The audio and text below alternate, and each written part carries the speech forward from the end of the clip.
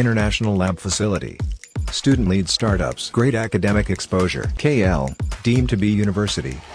ఈరోజు TRS party జాతీయ అధ్యక్షులు కల్వకుంట్ల చంద్రశేఖరరావు గారి ఆదేశానుసారం, BRS party working president KTR గారి ఆదేశానుసారం గత ఎన్నికల్లో ఏదైతే మోసపూర్తి వాగ్దానాలు చేసి కాంగ్రెస్ పార్టీ అధికారంలోకి వచ్చిందో 100 రోజుల టైం అడిగారు. 100 రోజులు అయిపోయినాయి. ఇప్పటివరకు కూడా రైతులకు ఇస్తాన్న ఒక్క అంశం కూడా ఇవ్వలేదు. ముఖ్యంగా ఈరోజు జిల్లా నాయకత్వం అందరం జమై ఈరోజు కలెక్టర్ గారికి వినతిపత్రం ఇవ్వడం జరిగింది. దాంట్లో ముఖ్యంగా ఏదైతే పంట పండించిన రైతులకు 500 బోనస్ ఇస్తున్నారు, తక్షణమే ఈ పంట నుంచి వాళ్ళు ఇవ్వాలని చెప్పేసి మా డిమాండ్. రెండవది 2 లక్షల రూపాయల రుణమాఫీ తొందరలోనే దాన్ని పూర్తి చేయడానికి వాళ్ళు కృషి చేయాలి, ఇవ్వాలి. ఇవ్వకుంటే తప్పని దాన్ని క్షమించమని అడగాలి.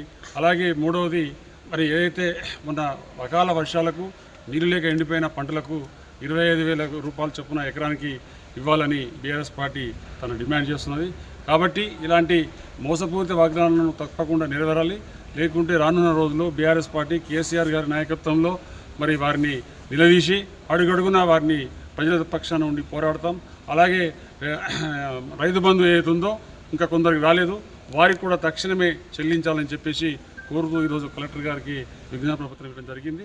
మరిన్ని వీడియోస్ కోసం ఛానల్ ని సబ్స్క్రైబ్ చేయండి, లేటెస్ట్ అప్డేట్స్ కోసం వాట్సాప్ ఛానల్ ని ఫాలో చేయండి అండ్ లింక్ డిస్క్రిప్షన్ లో ఉంది.